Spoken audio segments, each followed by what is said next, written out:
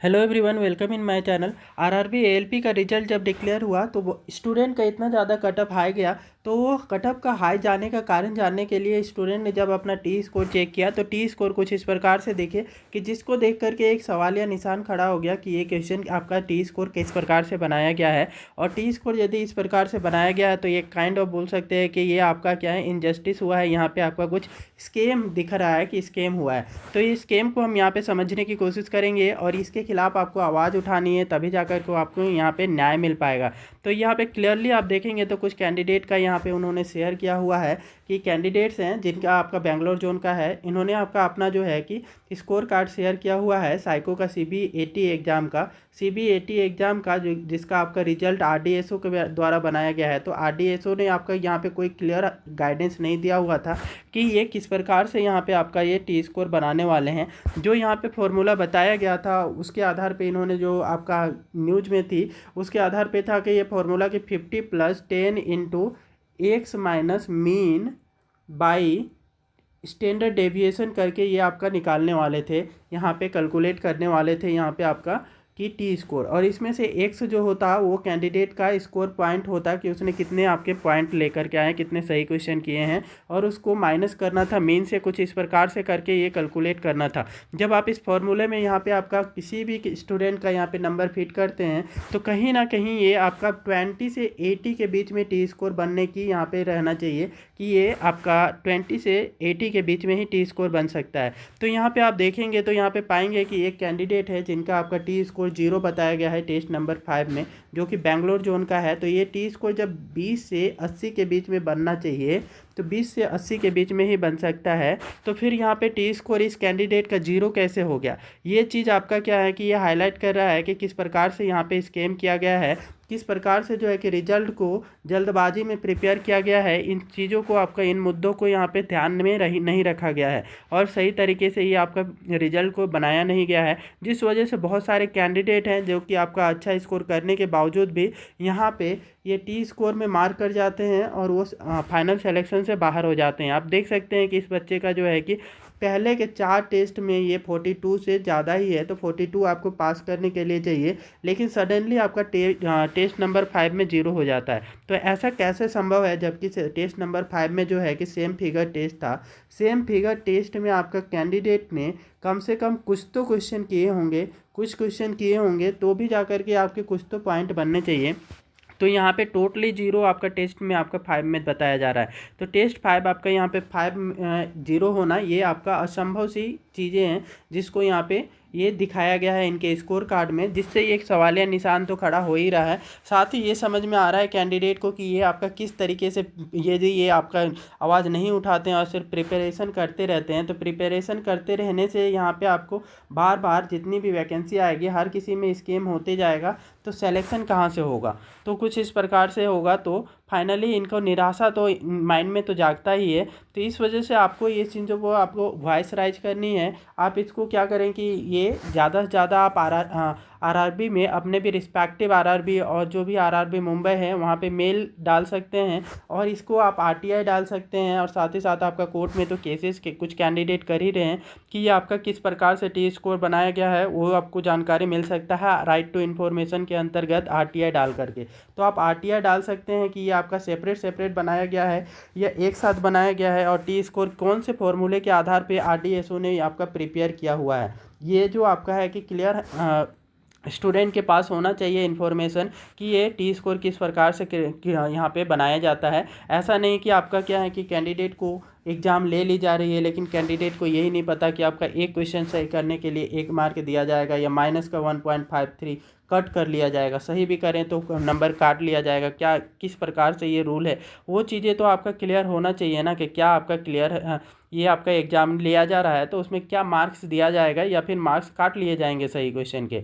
तो कुछ भी यहाँ पे आइडिया नहीं बताया जाएगा तो डेफिनेटली क्या है, बच्चों ये क्या करेंगे कि उनको समझ ही नहीं आएगा कि ये कैलकुलेशन किस प्रकार से है, तो वो आपको यहाँ पे कभी भी फाइनल मेरिट में सिलेक्शन कैसे ले पाएंगे।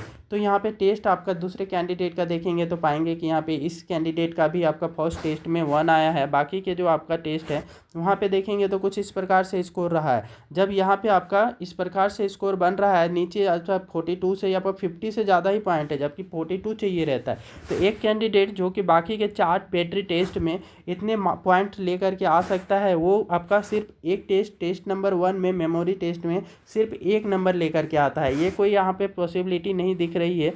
इससे ये क्लियर इसमें भी हो रहा है कि मुंबई जोन का ये जो आपका रिजल्ट बनाया गया टी स्कोर, इसमें भी आपका पूरी अच्छी तरीके से ये टी स्कोर नहीं बनाया गया है। इसमें आपका क्या है कि बहुत बड़े स्कीम का हाईलाइट हो रहा है कि ये कैसे बन सकता है। जब आपका 20 से 80 के बीच में ही टी स्कोर बनाया जा सकता है, तो फिर यहाँ पे 20 से कम पॉइंट कैसे आ गया इस कैंडिडेट का बैटरी नंबर 1 में।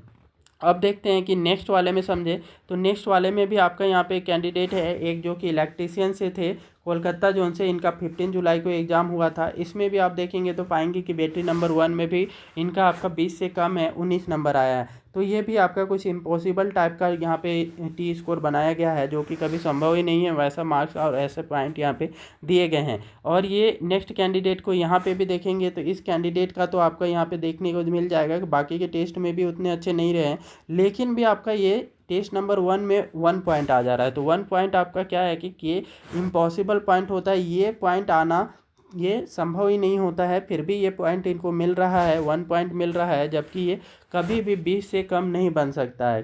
ठीक है, तो एवरेज उस फार्मूले पे रखने पे, स्टैंडर्ड डेविएशन के फार्मूले पे रखने पे आपको इस पॉइंट पे आपका एक नंबर आने की पॉसिबिलिटी नहीं होती है। फिर भी जाकर के इस कैंडिडेट को 1 मार्क्स मिल रहे हैं। ये चीज़ें आपका हाईलाइट कर रही है और एक सवालिया निशान खड़ा कर रहा है कि किस प्रकार से ये RDSO फंक्शन कर रही है। तो इसको तो ये एटलीस्ट ये चीज़ें तो बता देनी चाहिए कि ये रिज़ल्ट को किस प्रकार से बनाते हैं। ऐसा नहीं कि हर चीज़ों को सीक्रेट रखना है, मुझे तो ये तरीका नहीं बताना है, क्योंकि मुझे अपना जो पैटर्न है वो हाईलाइट नहीं करना है। ये RDSO का ऐसा कुछ रिप्लाई रहेगा तो फिर फाइनली बच्चे समझ ही नहीं पाएंगे, और नेक्स्ट ईयर का जो आपका ALP का एग्ज़ाम होगा उसमें कैसे वो अच्छा परफॉर्म करेंगे, ये चीज़ आपका इनके माइंड में एक डाउट बना रहेगा। बहुत सारे कैंडिडेट जो हैं कि इसीलिए परेशान है। और दूसरी बात ये रहा कि आपका कुछ कैंडिडेट का यहाँ पे बात करें तो यहाँ पे 15 जुलाई को एग्ज़ाम लिया गया था और कुछ का आपका 31 अगस्त को लिया गया था। तो इनके बीच में 1.5 महीने का एक गैप था। तो 1.5 महीने क्लियरली यहाँ पे गैप दिया गया है, जबकि साइको को प्रिपेयर करने के लिए नियरली कितने टाइम चाहिए रहता है, तो नियरली आपका 15 दिन में ये साइको का एग्ज़ाम प्रिपेयर हो जाता है। फिर भी यहाँ पे पहले एग्ज़ाम और दूसरे एग्ज़ाम के बीच में 1 महीने 15 दिन का यहाँ पे गैप दिया जा रहा है। और इनका टी स्कोर क्या है कि एक साथ कैलकुलेट कर लिया गया है। तो एक साथ कैलकुलेट कर लिए जाने की वजह से जो 15 जुलाई वाले कैंडिडेट हैं वो उनको एक काइंड ऑफ डिसएडवांटेज में वो रहे हैं, जब कंपेयर टू 31 अगस्त वालों का। 31 अगस्त वालों का जो आपका यहाँ पे पॉइंट आए वो काफ़ी ज़्यादा आया, और इसका मार्क्स भी आया वो अच्छे आए हैं। इनके मार्क्स आ गए हैं 22, 23, जबकि यहाँ पे आपका 15 जुलाई वालों के आ गए हैं 18, 19। ठीक है, 19 आ गए हैं, कुछ इस प्रकार से आ गए हैं। तो यहाँ पे क्लियरली दिख रहा है कि 3 मार्क्स के डिफरेंस है। मान ले कि उन्होंने जो है कि पार्ट ए में दोनों ने 80-80 नंबर लेकर के आए हैं, तो दोनों का यहाँ पे तो आपका जो पार्ट ए से जो मार्क्स लेने वाले हैं 70%, वो तो आपका कितना मिलने वाला है, 56 मार्क्स ही दोनों को मिलना है। ठीक है, तो ये 70% 56 होता है, तो 56 ही ऐड होगा। और जो आपका यहाँ पे साइको का CBAT का 19 एक बच्चे को ऐड होगा, जो कि 15 जुलाई वाला है। और दूसरा आपका क्या है कि दूसरा जो आपका 31 अगस्त को दिया था उसका 22 मार्क्स ऐड होगा। तो डेफिनेटली ये 22 मार्क्स जिसका ऐड होगा वो लीड कर जाएगा, मतलब 31 अगस्त वाला जो बच्चा है उसका स्कोर ज़्यादा हो जाएगा। तो वो कभी भी इसके साथ में ये फेयरनेस नहीं होगी जो कि 15 जुलाई को एग्ज़ाम दिया हुआ था। तो कुछ इस प्रकार से इनजस्टिसेस हुए हैं बच्चों के साथ में। तो ये चीज़ों को आपको माइंड में रखनी है और इन मुद्दों को आपको हाईलाइट करना है, तभी जा कर के आपको न्याय मिल पाएगा। तो बहुत सारे कैंडिडेट आपका इस चीज़ के लिए रिक्वेस्ट कर रहे थे कि आप इस पे वीडियो बना दें, हम आपको यहाँ पे ये सारे चीज़ें प्रूफ प्रोवाइड कर रहे हैं कि किस प्रकार से स्कैम हुआ है। तो उन्होंने ये चीज़ें शेयर की, तब जा कर के मेरे पास ये इन्फॉर्मेशन आई। तो आपके लिए ये चीज़ें यहाँ पे बनाई जा रही हैं। तो आप इन मुद्दों को हाईलाइट करें, और RTI ज़रूर से यहाँ पे फाइल करनी चाहिए आपको। RTI फाइल करेंगे और इससे जानने की कोशिश करें कि किस प्रकार से जो है RDSO ने ये रिज़ल्ट बनाई हैं। तो इस आपको एक क्लियरेंस यहाँ से मिल जाएगा, क्लैरिटी मिल जाएगा कि ये आपका क्या है कि किस प्रकार से रिज़ल्ट का कैलकुलेशन हुआ है। सो यहाँ पे आपके मार्क्स और पॉइंट्स इस प्रकार से बने हुए हैं। वीडियो अच्छी लगी है तो वीडियो को कृपया लाइक करें, शेयर करें और चैनल को सब्सक्राइब कर लें।